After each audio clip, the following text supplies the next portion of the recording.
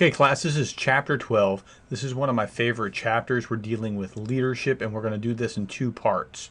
So here's part one. Now, the reason that this is my favorite chapter is my PhD is in organizational leadership, and so I think a little bit differently than when you're dealing with most of your professors who are going to have, say, a doctorate in business or a master or a doctorate in management or something along those lines. Because I'm going to emphasize different ideas, and you'll hear that emphasis. Particularly, this is going to be in two parts. Particularly in the first half, you'll hear the emphasis differently than the second half, which is going to be about the academic theories of leadership.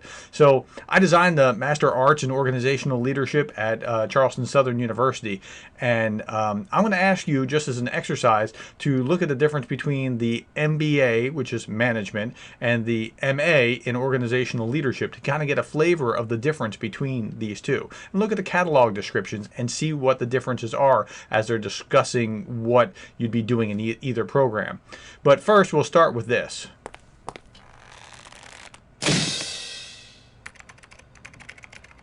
How's the old job market lately? It's pretty bad, isn't it? So no matter how hard I make you work, it's still better than being unemployed. Now, how would you like to work for a dictator like that?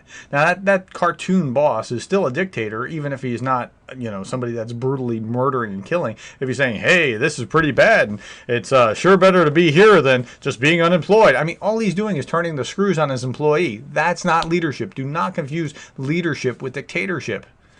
Leadership and followership are tied together. They're part of the same thing. You're working together. Leadership is the process of guiding and directing the behavior of people in the work environment. Okay, fair enough. There's more to it, but it's not just that. And then followership is the process of being guided and directed by a leader in the work environment. Now, when you hear those two definitions, it's like one is the head and the rest is just the hands instead of the brain.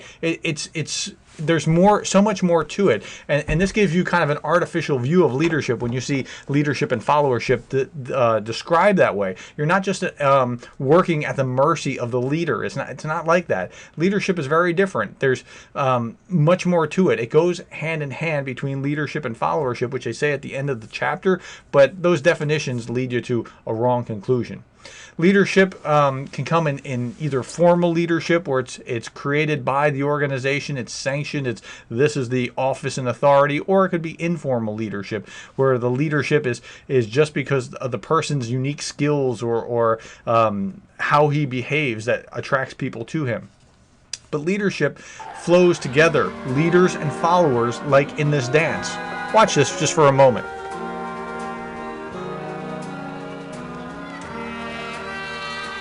See how the gentlemen are dancing the ladies around the room? They're not running them into people, or they're not harming them.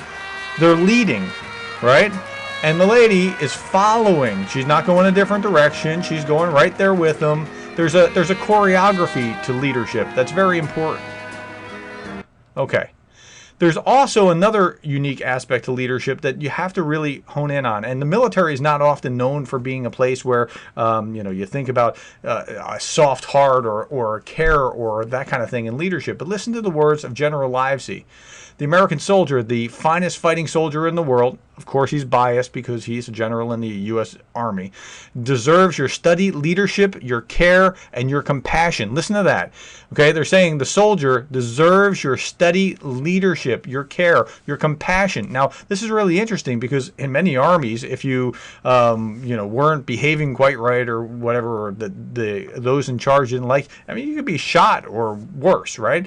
Your care, your compassion, your genuine love. You will know when you have given sufficient measure of these qualities. You will know when you look into your soldier's eyes, for it is there that you will learn how they judge and respect you as a leader. In the end, you are a true leader only when your leadership is ratified in the hearts of your soldiers. What's he saying? It's not enough to have the office, the stars on the shoulder. It's not enough to have that. You have to command their respect, and when it is ratified, when they agree, yes, you are the leader, when they see that because of how you deal with them, that's a whole different ballgame. Okay, now, Cotter talks about leadership and management. John Cotter from Harvard Talks about management. The function of management is to reduce uncertainty. It deals with complexity and it reduces uncertainty. It stabilizes organizations. It makes things work. It makes the trains run on time. Leadership, on the other hand, is very different. It creates uncertainty because it tries new things. It creates change. It moves to the next level. So these are two things that there's a kind of a tension between what leadership and what management does. Management, again, is coping with complexity. Leadership is about coping with change, according to Cotter. So when he's talking about management characteristics and leadership characteristics, when you're talking about management, you're dealing with things like planning, budgeting, organizing, staffing, controlling. Okay, what is in any management textbook? Planning, leading, organizing, and controlling are the functions of management, right? But leadership is different. Leadership is about setting a direction for the organization, communicating, and it's very hard to over communicate in an organization. Motivating people to action through empowerment, we just talked about, and basic need gratification, right? Making sure people have the things that they need. Leadership is different from management. Leaders and managers have distinct personalities. They make different contributions, but very often they have to be the same person that's trying to lead and manage. Leaders agitate for change and new approaches. Managers advocate for stability. Okay? Now, so there's this dynamic tension between the two. Both make valuable contributions. It's not like you can just say, well, I'm just a leader. I don't really worry about the stability. No, everything's going to implode. You have to have the management function. But at the same time, leadership is different from that. And if you try to manage your way into leadership, it doesn't work. Okay, so when you're looking at the personality dimension here of the manager and the leader, so how does a manager look at goals? It's impersonal, it's passive, as opposed to a leader who's taking a personal, active role. A leader is as warm as a manager is cold and calculating. A manager looks at work by combining people and moving people around on a spreadsheet, as opposed to looking for fresh approaches to old problems. Okay, managers in the relationship with others prefer to work with others, avoid close, intense relationships.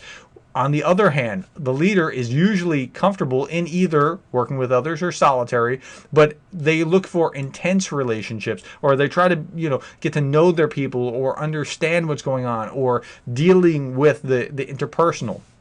And then finally, a sense of self, accepts life as it is. This is unquestioning, as opposed to really trying to find out what can we do differently. How can we change and reorder what is.